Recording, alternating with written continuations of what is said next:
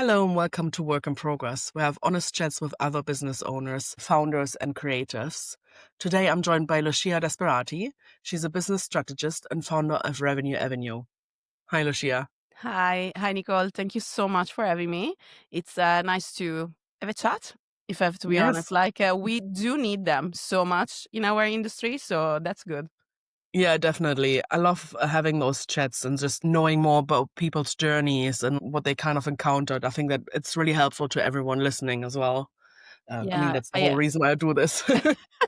I totally agree with that. We learn so much from each other, so it's nice to just share probably things that people don't know because we usually tend to just share the wins and kind of where we are at today, but no one knows really what you went through to get here. So that's nice. Yeah, we know usually the shiny bits, but not the dirty bits behind. Yeah, exactly. The kind of the rough road that led us here. Yeah, no, Yeah, I exactly. totally see that, and I'm glad to join in the conversation. Yeah, definitely. I can't wait to hear what your journey has been like. Can you tell us about more about why you got into business strategy? What was your journey before that, and to get to know you and what it's been like for you? So, yeah, basically, I kind of stumbled upon it, if I have to be honest. Like, it has been something that naturally I did without realizing what it was until I kind of gave it a name to it. I've been always that friend that was speaking with someone and being like, oh, why don't you do this, and that to actually monetize? And I didn't know that the name was monetize, but for me, it was like, how do I help you mix and kind of pair what you love to do with potentially making money and making a living out of it. So that was kind of always every time I speak with someone is always in the back of my mind, how do I help you without knowing that I was doing that? And in my life, I always thought that I needed to kind of upskill. So I started to learn a few softwares. I started to learn more, educate myself more, trying to go and have courses or like learn from workshops. Didn't go to uni per se, in the sense that I actually went. I went to art school in high school in Italy, and after I graduated, I decided that the best course forward was actually to go and sign up for law. Something totally different because I actually love the logic part of it, right? So it's very rule based law.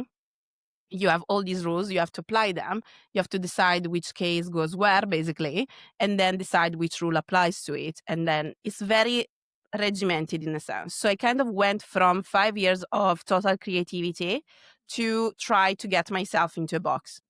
As you can understand, it didn't work. After 3 years, I was like, okay, what am I going to do? Am I going to be a solicitor? Mm, don't think so. I will not be able to, to do that. Am I going to become a magistrate? Am I going to become like a notary? I couldn't really imagine myself in that direction.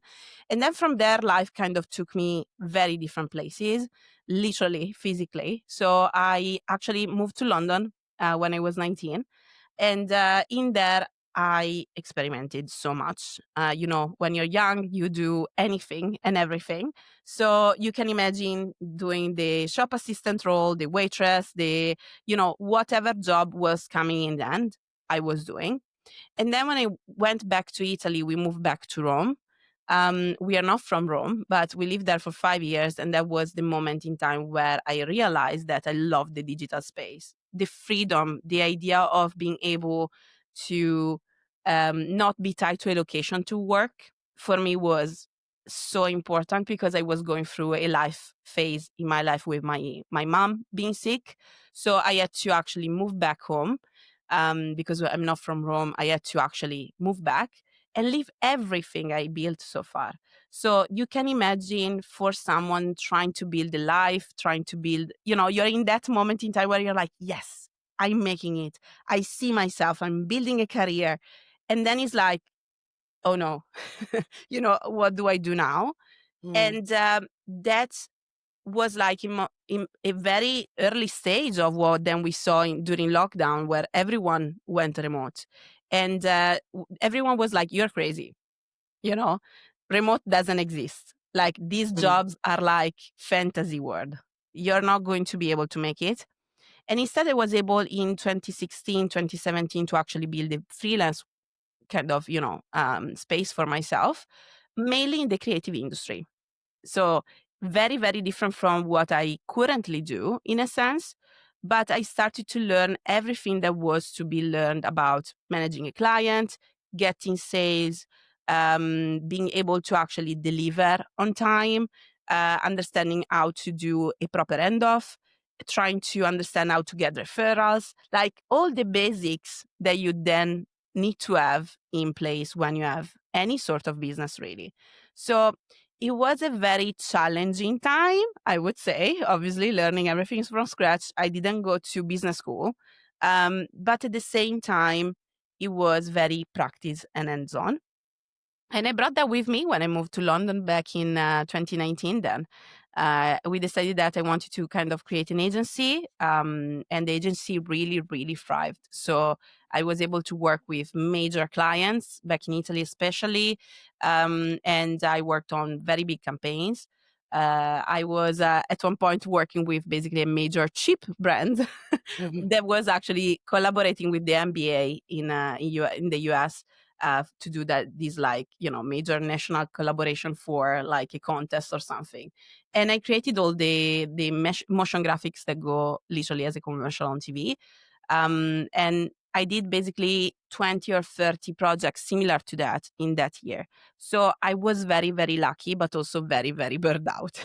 Yeah, it sounds like So it. yeah, exactly. So that's kind of when everything kind of took a stop. I was trying to understand I was starting to see more kind of the pieces of the puzzle. So, as I was saying now, kind of what are the slots business wise that I'm not actually able to scale? Where are my roadblockers? Where are the bottlenecks? I am the bottleneck because it's just me in the agency working, 24/7. Everyone else around me were like freelancers or like people that work with me, but were not kind of proper part of the company. And that is when, kind of the business brain starts to work more. And I realized that I was more actually interested in that rather than the creative space anymore. Like project by project, I was, yes, fueled by the energy and creativity that you get when you initiate a new project, but it was not enough for me to continue. And that's why like I kind of went into a startup phase. We tried to create a SaaS project with my husband and a few other people. Managing founders was not for me. And I hope not to have to do it again. Managing people is very, very stressful. Everyone has a different outlook in life, outlook on how they work. And I don't think I am the right person to manage HR, and I will not do it again, hopefully. So going through all these phases, as you can understand, I went through every single bit of thing I could do in life. And then I literally decided I had to stop and take a year off.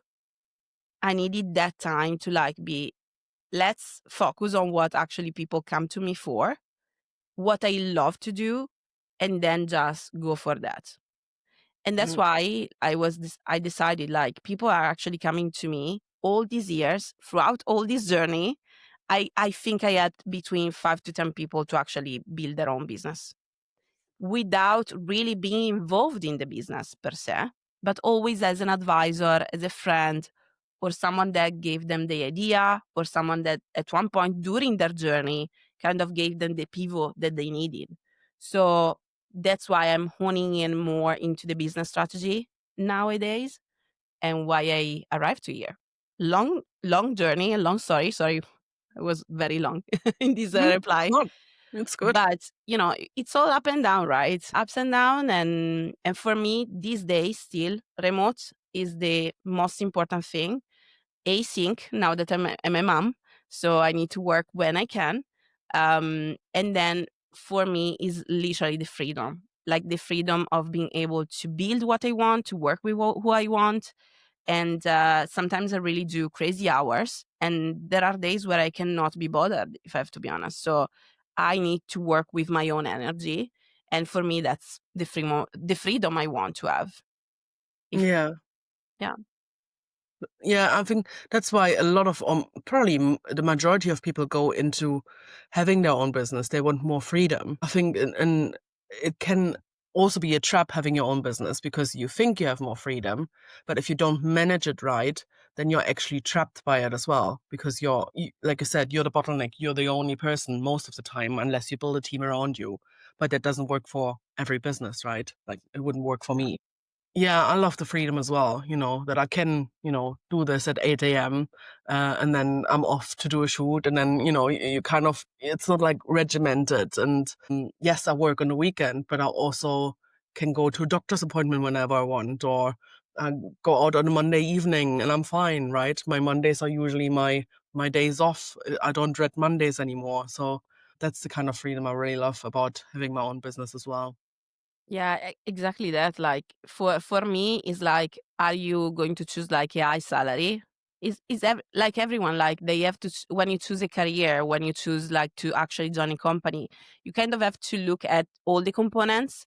And I feel like sometimes when we were discussing before, even like, and I think that I discuss this every time I'm chatting with anyone, but basically everyone is kind of looking for that shining object, right? So you see someone doing something and you're like, yes, amazing. I'll do that now and I'll be successful. Mm. Instead, there isn't like a proper job description when you see something, right? You don't see this is what's involved or this is what's expected of you when you choose a revenue stream. There isn't yet. Hopefully in the future I will be something like that. But like for now, it's not like you decide, okay, I'll build a course and you're like, yes, exciting, I can share my own experience. Then you don't think, oh, wait a second, this is what's expected of me, and actually you don't want to do that. And this is exactly what the roles required. So I need to learn all of this stuff that I don't know, because I need to upskill before I actually get there. So it's going to take me time, and then after I actually do all of that, I don't even want to run it because I don't want to actually do what's expected of me. So Yeah. that's the crazy bit that we are going through today. I think that is, for entrepreneurs, it's much more difficult because it's very much test and learn, and is usually test, fail, and learn. So before you get to a success point, it takes you ages if you're doing it on your own. That's why I love these conversations, because you at least you start to hear what other people went through and why it didn't work for them. So, you know, lesson learned from someone else is kind of, time saved on your own Yeah. skin. Does a fail come to mind that you kind of l learned something valuable from? Or, I mean, we always fail, it's normal, but is there anything that comes to mind that you are actually glad it happened? I am kind of, mixed feelings on one, and then I'm get led on another one. Two are Mhm. big, both of them. The agency, I have mixed feeling on it because it was a very big revenue stream. I was able to bring it to like six figure, and obviously, if I was smart enough, smart enough, or at least like I knew what I know now, I would have then tried to scale it that quickly. I went and tried to bring people in because everyone tells you, when you're at that point, you just need to delegate, you know, take yourself off the board. It's not really true. Like, in a sense, yes, but it doesn't work for everyone, especially if you're like me that doesn't love to manage people or doesn't love to have confrontations every 5 minutes, unfortunately. And also, like, you have to be lucky enough to find someone that is passionate as you are because it's your business. So you will work 24/7, but the other person coming in is not their business, is not going to work 24/7 on your business. So, you need to be lucky enough to find the right people. You need to be in that right mindset to manage people, and then I think, scaling was too quick. I was trying to get too many things in and then kind of, burning out myself even more by not doing just the project as I was doing before, but also trying to manage people and get more sales in. So it was not working. So in that sense, like, it's mixed feeling because I would have loved for it to continue and kind of have it in the back pocket as a business I kind of built. Um, but I know kind of the components now in a sense. So nothing prevents me to do it in the future in another way. Um, but I'm glad it happened because it brought me here. So that's Hmm. why it's feeling.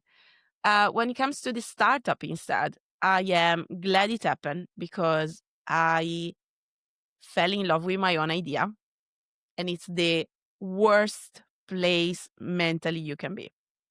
Hmm. You know, when you like literally a dog with a bone, like that's the thing. I was kind of so focused on it that I couldn't see what was happening. That was like, other people were believing in it at the beginning. Like everyone loves the idea. They don't love when obviously you have to put in like 60, 20 hours a week to actually make it work. And the startup business before AI was a very different way of building and developing. So when we had like, I think 20, 25 features to develop for it to actually work, um, it was it was too immense. It was too big.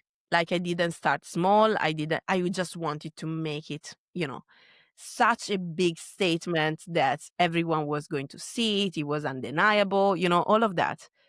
And today I'm really happy that, it happened because today I'm still building. I'm still like creating tech. I actually, after that happened, I was like, I don't want to rely on anyone else. I want to be able to be in my own projects. So I took a course on coding. I have my husband is a senior developer, so I kind of had an head start in that. And now today I am developing a mobile app that hopefully I will release at the end of the week. That is a tiny app. It has like one feature. One is very specific. And it's even just as a test because then I want to build other stuff, other tech. So I'm glad it happened because it literally taught me, first of all, you don't decide what works. It's the audience and the market that decides what they need. So I should have done more and many more conversations. I had a few, and everyone was kind of agreeing with me. So I love that. I Hmm. should have gone and found those that were not agreeing with me. That is what I would have done. I should have done, sorry. And this Yeah. is what I will continue to do. Find people that are like, no, this is actually not going to work. And if I don't find anyone that is actually against what I want to build, it's better that I take more time before I actually go in, full in. So this is what I probably would suggest to people. On one side, if something is working, don't try to make it to the top right away. And on the other side, instead, like if you have an idea, really kind of understand if people want to buy it first, validate, monetize before, and then kind of build it to the fullest, if it makes sense. Yeah, no, definitely. I can also, there's a theme there. With the agency, you went too big too quickly. With the startup, you wanted to do too much too soon. So I totally get that. And I think sometimes it's probably also our environment. And I don't mean our immediate environment, although you said there were too many people agreeing with you. But it's the world tells us we always should aim higher and try more and go all in. And I was like, but that doesn't always work, No. especially if you're doing the work. And also that doesn't mean that you're successful, happy, and having the dream life. Probably means you're burning yourself out. But yeah, that's why I hate all those kind of things where it says, follow these 5 steps and then you make 10K a month or like 6 figures a year. And it's like, oh gosh. But it's just so annoying, especially you probably saw that I recently had a 10K month, Oh and yeah, I yeah, talked yeah. about it. It's like, this is not what I want my life to look like. I've barely seen anyone. I don't talk to my mom. I'm literally falling asleep at weird hours and wake up at 3 a.m. and do some work for until 6 a.m. because I'm just so exhausted. Yeah. Um, and it's not the end goal for me, definitely. There are probably Yeah, healthier exactly. ways to do it, but No, no, no, but like I totally agree with you. That's why like even though like I saw the agency work, like I saw the 6 figures, like that's what everyone wants to arrive to, right? Especially in the agency world, is like you don't make it until you don't make the 6 figures, right? So I was like, okay, I'm at that point. Do I want to continue 13, 14 hours a day working by myself, 7 days a week that it was like literally nonstop. Then obviously, like in the creative industry, you have also a few bits that unfortunately happen that is like you are like starving, you have the feast and famine kind of, situation. And especially like during holidays or just before the holidays, there are so many urgency coming up and people and clients coming to you, please do this, please do this. I have a good and healthy budget. Why don't you do this? And you always try to take everything and say yes to everything because you are on your own. And you always think, well, if I can put this money away, then next quarter while I already know that it's going to be kind of a farming situation where no clients are going to show up. I can actually structure the business better for next quarter. But it's so difficult to do it on your own that next quarter is going to be the same again. And you're going to miss Christmas. Next time you're going to miss Easter. I don't know how many projects in those 2-3 years that I had the agency, how many projects I did literally before going on a dinner with my family. It's crazy. It's crazy. Like I was missing so much of my life that's why between the agency and then the startup, because the startup I'm not even telling you, like it was trying to build something that was not even making money. So it was even worse than the agency because the agency, at least I saw revenue coming in. With the Mm, startup was just money going out. So it was mental, right? And all because I was so in love with my idea that I couldn't let it go. mm, So yeah, sometimes I think it's so important to be able to step back. Like you said, 10K month, amazing. Everyone would love to be here. Does it work for me? Like mm, that's the question. Is it actually working for you? Not for someone else, for you. And then maybe you can build up another, maybe you go back to 5K and then you build up another 5K and you try to do it by testing new revenue streams or packaging things differently. Or, there are so many ways nowadays. It takes a lot of research and testing and being open to the fact that it's not going to take 2 days. Like you said, like yeah, that 5 steps, you're going to do it in 2 days. During the weekend, you're going to become a millionaire. yeah, yeah, I love those, like build your million idea in 2 days during the weekend. I love them. yeah, And then then you actually go through them and then you're like just telling you how to test and validate that an idea works. And maybe you yeah, can bring in, if you're lucky, maybe 1K or something. But again, like maybe you already have to have a personal brand and a position of authority so that you can test. Because if you don't have an audience, I want to see you bring in even 1K in 2 days. It's impossible. So yeah, those are funny things that happen to you and then you realize what you actually need to look for. So I love that you have to obviously I'm sorry that you had to go through it to actually realize, but I love that you realized, where you're at today.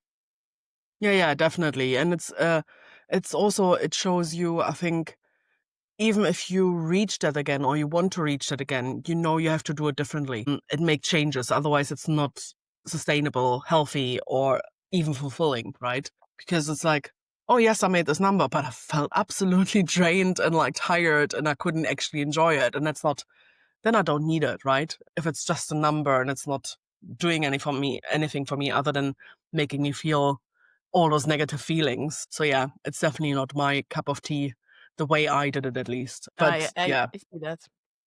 No, yeah,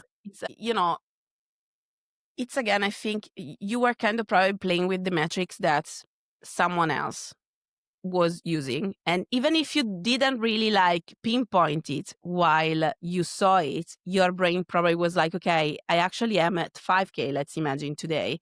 Why am not kind of reaching for that 10K? And yeah, then you went to work without realizing your brain goes to work literally to build what you in your mind is your desire. And sometimes if you can really be so clear of what you want to avoid, your brain will get you to the goal with avoiding the obstacles, avoiding yeah, the frustrations, because like we are kind of, you know, creature of habits, if it makes sense, but we try to avoid what is discomfort. right? So if you can really focus on what is your discomfort, you will avoid it. You will try to protect yourself. Sometimes I think it's just because we are unaware of what we don't like or what we don't want. And that's why, like, we go to the shiny object, we go to see how other people are doing it and stuff like that. But then maybe, if you have that awareness, it's so easy to plan out something because you're like, okay, yes, I love that, but and then there are all these criteria that you're trying to put in for yourself. So yeah, it's a journey. Like Yeah, you yeah, said, it's a work definitely. in progress. I always say that I'm on the journey and I will probably be on this journey forever, of discovery especially. But yeah, it's great to see that it's not just me that kind of took a step back from those 10K month, but there are other people so that I'm not feeling that crazy. Yeah. And I think for me, I think I didn't even plan it, to be fair. It was just a lot of bigger jobs coming in all at once. Obviously, yes, you work towards something, and I've worked quite hard this year to kind of recover from, 6, 7 months of really quiet work at the end of last year and beginning of this year. But it just all came together, and it was a few bigger jobs, and that's what made those 10K. But then once you get closer to that number, you're like, well, one more thing and one more thing, and then I'm getting to that number. But yeah, it's definitely eye opening. um, in terms of your own visibility and your branding, how do you feel about that, like showing up online? Because obviously Well, I'm a branding photographer, so we need to talk yeah. about this a bit as well. Well, I am one of those guilty ones that always worked in the background. I will always was behind the camera, literally a few times, and behind the computer, so behind the screen. So I never really thought in my life they taught me that your work will speak for itself. Hmm. Yes. Now I know that's not true. If you're not kind of your own ambassador, if you don't show that you are the one believing in what you're doing, why should other people kind of put you first? It's it was kind of, we come from a culture where, bragging about yourself or like promoting yourself, it's literally saw as a bad thing. And even when I say this, you see, like I said, brag about yourself. It's Yeah, kind of yeah. a negative way of saying it. It's actually promoting yourself. It's actually showing up and just sharing what you know. So if I look at what I said to my clients and how I help my clients and how I did this literally since I started, even with motion design, video marketing, like that was the thing to do. I taught people how to show up and not be, afraid of the camera. Hmm. And then I didn't apply any of it for myself. So I'm literally the one not to follow when it comes to branding, personal branding. I'm trying now to rebuild myself. So I do associate myself with different projects and hopefully in the future even more. I love that. I love the, working and collaborating with people, creating new things. But my name is kind of unknown still, I think. So um, I still have a lot of work to do. So probably we will need to talk more about that and work on it. So I will continue to follow you for all of that because I am a newbie in doing it for myself. Yeah. No, I think it's interesting to say or to hear you say bragging and stuff like that, because it is that kind of feeling. And I think especially as women or girls, be humble, be small, all those kind of things, and like don't be vain. One of those things I've heard a lot from clients early on, not so much now, but I think in the early days. Oh, I feel so vain. I was like, why? This is something to do for yourself. Even if it's not for business, if it was like a normal portrait shoot or something, this is something to do for yourself, to have something captured in time where you can look back on. And if it's for business, it's actually, helping you grow, raise awareness and stuff like that. So it's one of those things, but I'm the same. Like you're like, yeah, I did this, blah, blah, blah, blah, blah. Talking about the 10K month, I felt really weird about it because I hope people don't think I'm bragging, because that was definitely not the intention whatsoever. And that's the whole reason why I wrote about like the things I've learned by doing it, because no one actually talks about the negative of that side. So yeah, I think it's really interesting because I don't think men have that problem. They don't think they're bragging. Or actually, they even if they think they're bragging, they think it's a good thing. They don't see it as a negative. They're like, "Well, I've done this, so I have the rights to brag," right? Yeah, no, And that's true actually. I saw that so many times with clients. Now that if I go out of Lucia that doesn't really show up, I actually talk to a lot of, especially women, like you said, like the idea of if you show up and just say what you think and share your experience, is not bragging. So it's like you are actually making a disservice to someone that potentially can learn from you by not showing up. So if you start to look at it from the kind of act of service side of things, so if you are like coming from my own space and mentality of my skill set needs to be applied to help people, not to, I don't have to waste my time in bragging or showing up because that's kind of just vain. If you look at it from another point of view, you're actually making a disservice to your clients that potentially are not finding you because you're not visible, but also you're not sharing any value online. So it's much more difficult for them to maybe even learn from you for free before you actually get paid for what you do. So it would be easier if you are there, if you show up, for everyone and for yourself even. So when it started to, I kind of started to see why they were looking at it differently.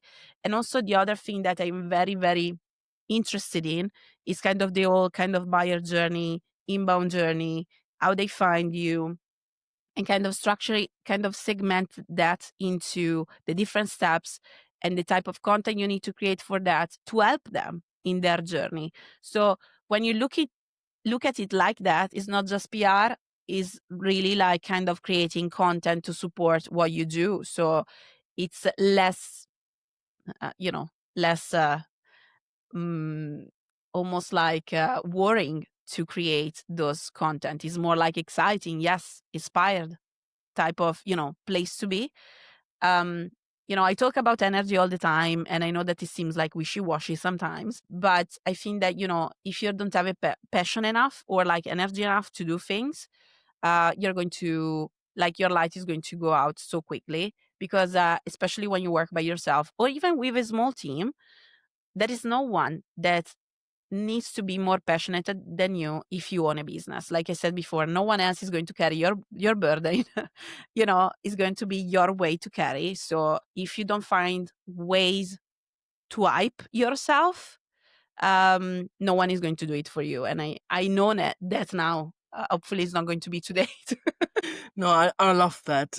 We could literally go on and on about all those kind of things. But I think we're slowly wrapping up as well with this part of the conversation. But there's always two things I ask people, and I think we touched a little bit on the first question. But what is something you would tell starting out Lucia to do differently? Is there any Oh, advice you would give? yes. So probably I would say try to roll out the smallest thing and try to not isolate yourself so much. Go out. There are communities, there are people, there are so many people that are so good at what they do and they want to share. So don't be afraid to ask, don't be afraid to show up. I think that that's the main thing, kind of as isolating yourself in that sense. Hmm. So that is probably what I would say. Test small and show up more, and kind of be with people. That's the Yeah. fun part. Yeah, and that's how you learn as well, right? Because you meet people in different stages of their journey that are maybe 2, 3 years ahead of you. And it's not about putting them on a pedestal, but seeing, okay, so this is maybe what I could do in 3 years. How did they do it? What can I do for myself? So I love that. And I mean, being part of communities and going to networking has definitely changed and shaped my business in the last 2, 3 years more to the way I feel aligned with it. So it's really helpful. And what is something you're proud of? Could be anything recent, could be something like years ago. Well, I actually am proud of, I think of, I understand now what is my zone of genius and what I'm very not good at. Because sometimes, you try to do everything. Mm, And, even knowing your shortcomings and knowing where you are becoming that bottleneck, not just in the specific project, but overall as a person, I think that's that's where I'm at right now. Like I think I kind of learned more about myself, and now I can show up and be a better entrepreneur because I want to be a better entrepreneur, but also like in my life, a better mom, a better wife, better daughter even. Mm. So hopefully like that will carry on and I will learn more about myself going forward.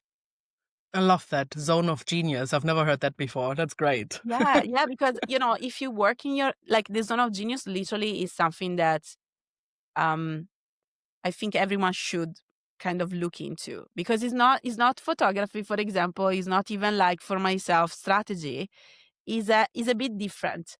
You literally need to work out what you have the fire that comes up when Mm. you're doing that thing.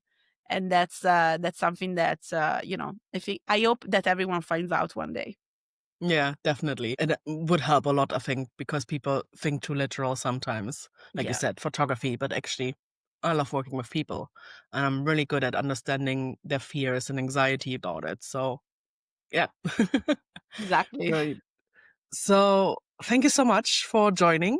I really love this part of the conversation. I can't wait for part two. For everyone else, thanks for listening in. Stay tuned to hear more from Lucia and I about helpful tips about strategy and different revenue avenues. And I guess speak soon. Stay tuned. Bye, Lucia. Thank you. Bye.